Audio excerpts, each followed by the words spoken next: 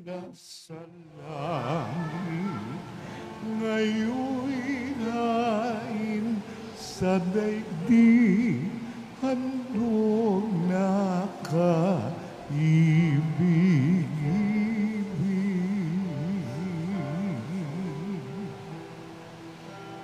Kailan may di masasain,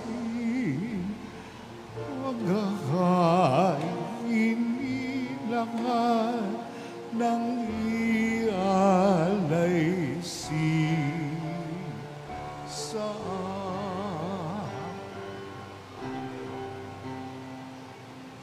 korderong nagliligtas, ang mana ng nagsilikas,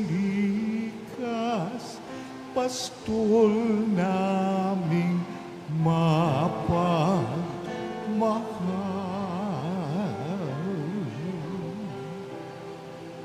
Kami yung kaawaan, gawing dapat makinabang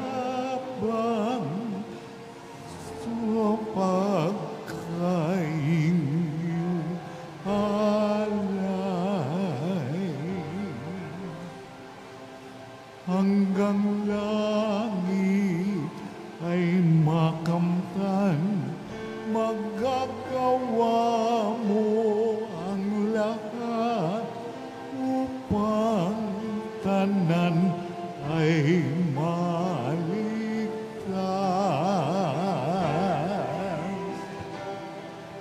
Akayin mo sa iyong hapag, lahat kami yung alagad sa buhay mong walang wakas, walang wakas.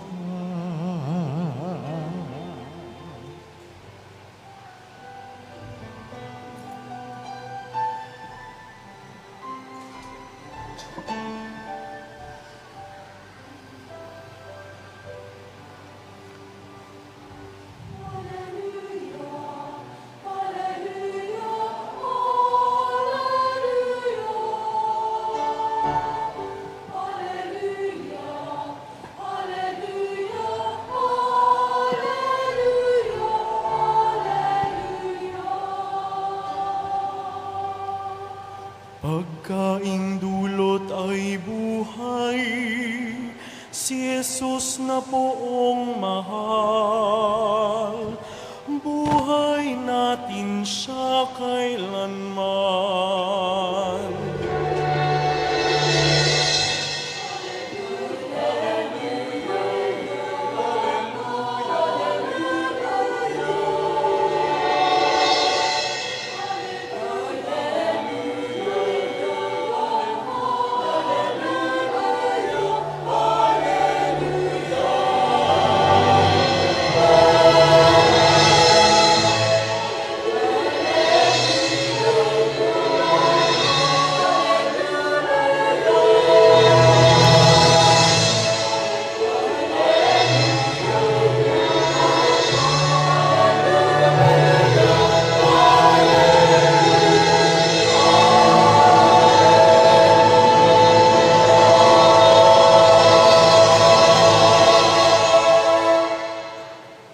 Sumainyo ang Panginoon. At sumainyo rin. Ang mabuting balita ng Panginoon ayon kay San Juan. Papuri sa iyo, Panginoon.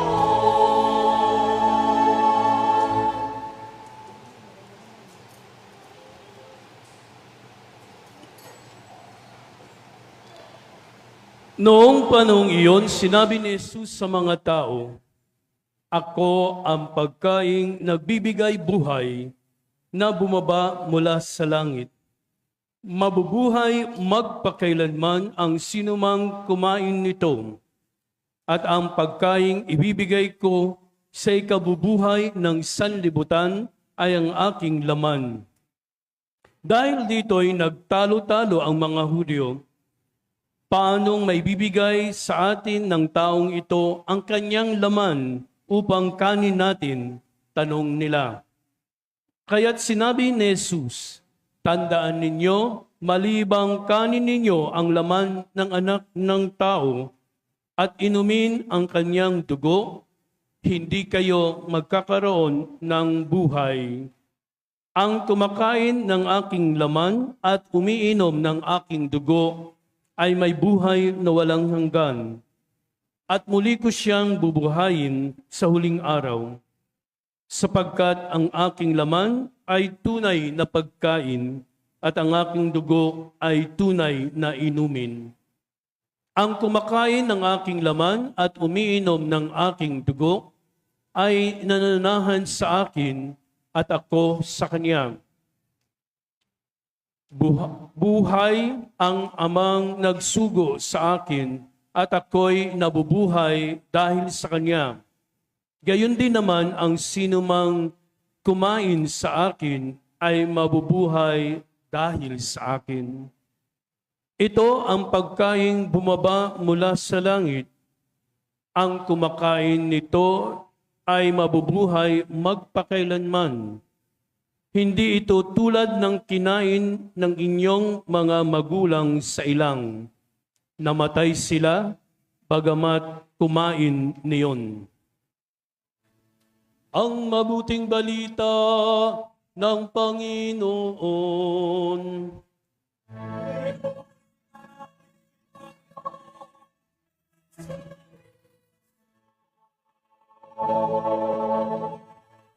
Magsiupo ang lahat at makinig sa homilya. Ganda yung katawan natin, hindi lang tayo kumakain ng mga pagkain, no? Minsan tayo'y namimili sa pagkain, pero dapat daw ang ating kakainin yung mga masustansyang pagkain, lalo na sa mga matatanda o mayroon ng edad. Sa mga bata naman, no, pinapakain ng mga karne o anumang pagkain na para hindi lang mabusog, kundi lumaki at maging malakas. Meron naman na ang pagkain ay minsan ay hindi na kayang kainin, lalo na yung mga mataas ang sugar o yung may mga iba pang mga sakit. So, hindi na alam yung kakainin. Ako nga, meron akong diet plan for 6 months. Ayaw ko kung masunod ko, no? Kasi sa aking diabetes. Sa pagkain, marami tayong magagawa, no? Or mabibigyan natin ng sagot yung ating problema sa katawan. Pero paano ang problema ng ating kaluluwa? Alam niyo ba na kayo ay may kaluluwa? Yes or no? Yes, dapat sigurado kayo, parang iba. Meron ba akong kaluluwa? Kaya pag may galit sa ating tao, di ba? Wala kang kaluluwa. Napakasama mo. But speaking about soul, yung kaluluwa, hindi natin nakikita, no? Nararamdaman natin, dahil yan ang tinuro sa atin, that man is composed of body and soul. Pero para punan yung ating kaluluwa, ano ba yung dapat nating gawin para mapunan yung ating, o mabusog yung ating kaluluwa? Hindi ka lang magdadasal, hindi ka lang sabi nga sa Eucharistia, no, ikaw ay tatanggap sa katawan ni Kristo, di ba? Mahalaga yan. Inuturo sa atin yan kung bakit ka dapat mangumunyon, no? Pero dapat bago mangumunyon, dapat tayong nakapagkumpisal na para doon sa buong linggo, sa buong buwan, no? Ay makatanggap tayo ng banal na komunyon. Ang kaluluwa natin, minsan, di ba, hindi natin alam o hindi natin papagtanto na minsan hindi na tayo nagdarasal sa Diyos. Minsan malayo ang Diyos sa atin o minsan hindi na tayo pinakikinggan ng Diyos. Kasi yung kaluluwa natin, yung sarili natin, ayaw nating tanggapin ang Diyos. Ayaw nating sundin ang kalooban ng Diyos. Sinusunod natin yung ano yung gusto natin, saan tayo masaya. Pero ang kasiyahan na binibigay ng mga bagay na gusto natin ay panandalian. No? Yung kaligayahan na magpasawalang hanggan ay hindi pa natin nakukuha. O hindi pa natin alam kung paano makamtan yung kaligayahang walang hanggan. Sabi daw, pag patay ka na, doon ka lang daw matatapos yung iyong hirap, yung lahat ng sakit sa buhay mo, no? Pero hindi natatapos yung buhay nga natin sa kamatayan. Meron tayong kaluluwa kung saan yung pupunta sa ang kaluluwa natin, no? Meron tayong tinatawag na purgatorio. Sa San Agustin Church, meron siyang isang altar doon na ano doon, no, yung purgatorio. Kung titinang mo, parang matatakot ka kasi kung ikaw ay gumagawa ng mabuti, kung ikaw ay masaya sa iyong pamilya, kung ikaw ay nakikipagkapwa-tao, alam mo yung kaluluwa mo ay mabuti. Ikaw ay mapupunta sa langit. Alam ko lahat tayo gusto nating mapunta sa langit. Pero hindi pa ngayon, wag muna nating madaliin, no? Ang kaluluwa natin, sabi nga, ay napupunan. No? Unang-una, nagiging banal tayo kapag tayo tumanggap, no, na sa banal na komunyon, yung katawan ni Kristo. Bakit, Father, sabi sa Ebanghelyo, ang kumakain ng aking laman at umiinom ng aking dugo ay magkakaroon ng buhay na walang hanggan. Hindi po tayo cannibals, no? Ibig sabihin, yun ay hindi lamang simbolismo ng katawan, yung body and the blood, the bread and the wine, hindi lang siya simbolo ng dugo at katawan at dugo ni Kristo. So, naging center siya ng mga pagpupulong ng mga alagad sa huling hapunan. No? Pinakita niya yung binigay ni Jesus sa mga alagad, yung tinapay, pinaghati-hati niya yon. Yung tinapay ay nagsisimbolo ng katawan ni Kristo. Yun ay hinati o si Jesus ay nag-alay ng kanyang buhay, nagsakripisyo. Kung titingnan natin, napaka-ganda ng ginawa ni Jesus na inihandog niya yung buhay niya, yung he break, no, parang himself, no, sa katawan niya ay para sa kaligtasan ng lahat. At ang dugo, dumanak ang dugo ni Kristo nung siya ay nakapako sa krus. Ibig sabihin yung mga dalawang bagay na yon, ang katawan at dugo ni Kristo, no, ay ang siyang naging dahilan para tayo ay maligtas sa ating mga kasalanan. So, kung tatanggap tayo ng katawan at dugo ni Kristo sa pamamagitan ng tinapay at alak, yung alak hindi natin natitikman. No? Sabi, bakit ang pari lang ang umiinom ng alak? So tingnan natin, pag lahat kayo, pati bata, uminom ng alak, ay baka hindi pa matapos ang misa, lasing na ang marami. Di ba? Pag uminom pa naman daw ang Pilipino, inuubos yung isang bote. No? Sa ibang bansa, only yung cup of wine, no? Para sa pagkikipagkaisa doon sa komunidad o sa pamilya. Hindi yung bote-bote o isang case inuubos magdamag. Yung ginagawa natin pagtanggap, no, kay Kristo ay papakita na gusto nating mapalapit sa Diyos. Una yan. Tapos gusto nating maging banal.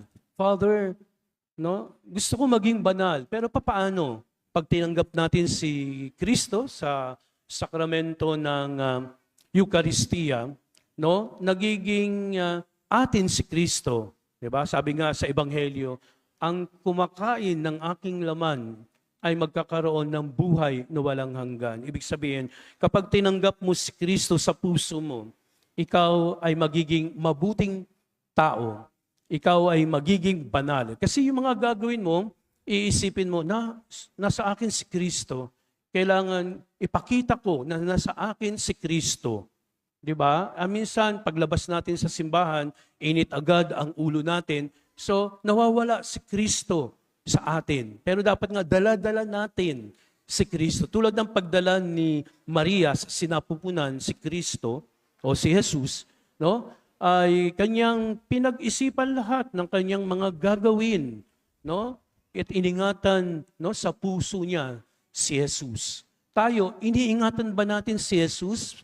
Pag tinatanggap natin siya sa banal na Eucharistia, tayo ba ay nagiging banal o nagpapakabanal? Mahirap gawin o mahirap magpakabanal. Pero kung sa atin si Kristo, madali nating magagawa. No? Sabi natin, bahala na ang Diyos. Meron tayong saying sa Pilipino na bahala na ang Diyos. We entrust everything to God. Ikaw na Panginoon ang bahala sa lahat.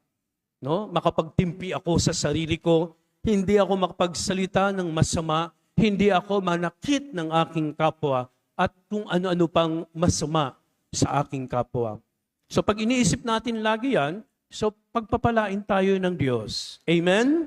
So kailangan lang nasa isip natin yan, o kailangan lang tumawag tayo sa Panginoon. Kasi yung mga ginagawa natin, minsan wala nang parte ang Diyos sa buhay natin. Minsan tanungin natin, nasan ba ang Diyos sa buhay mo? Kung hindi ka na masaya, ano ang tulong na gusto mong hingin sa Diyos? Hingin mo at ibibigay sa iyo ng Diyos. Kaya lang, minsan tahimik tayo. Akala natin yung mga ginagawa natin ay, tayo ay kontento na. Tayo ay magiging masaya sa ating mga desisyon sa buhay. Pero sabi, kapag tayo ay gumagawa ng desisyon sa buhay, isali natin ang Diyos na hari nawa yung kanyang kalooban ang mangyari. Kasi kung kalooban lang natin o kagustuhan lang natin, yun nga, tayo ay nagkakamali, pumapalpak tayo, nahihirapan tayo sa buhay natin kasi wala ang Diyos. Sabi nga, without God, we can do nothing. Kaya nga kung hindi natin kaya, pero pag nandiyan ang Diyos, makakaya natin. Kaya nga, ngayong linggo na ito, sa kapistahan ng kabanal-banalang katawan at dugo ng Panginoon, o tinatawag nating Corpus Christi, no? Ay mahalaga na pinagdiriwang natin sapagkat ginugunitan natin ang kahalagahan ng katawan at dugo ni Kristo na tinatanggap natin sa banal na Eucharistia, ay pag-ingatan natin, palaguin natin yung natanggap nating biyaya, ibahagi natin sa ibang tao. Di ba kung ganyan ang isip ng bawat isa, walang digmaan, walang awayan, no? Walang kung ano-ano mang hindi magandang bagay nang mangyayari sa paligid. Kasi ang Diyos ang ikinakalat natin, ang mabuting balita, no? So pag ganyan ang ating magiging attitude o behavior o pag-iisip, no? Walang hirap, no? Puro tayo saya, no? Pero still, no, pinagdarasal natin tayong mga Pilipino daw ay malapit sa Diyos, laging nagdarasal, hindi lamang kay Jesus Nazareno, kay Santo Niño, kay Mama Mary, malapit tayo sa Diyos at sa mahal na Birhen. No, sana lagi tayong maging malapit pa. Ilapit natin ang ating puso at kaluluwa sa Diyos para nang sa gayon, yung mga ginagawa natin sa buhay ay hindi pagkakamali. Hindi tayo magkakamali kung ang Diyos ay katulong natin. So lagi nating ipanalangin, no, na sana wag tayong manghinawang magdasal sa Diyos kahit na may mga panahon na hindi tinutugon ng Diyos ang ating mga hiling. Maghintay lamang tayo at ibibigay sa atin ng Diyos kung ano ang para sa atin, kung ano ang handog niya sa ating lahat. Sa ngalan ng Ama, ng Anak at ng Espiritu Santo.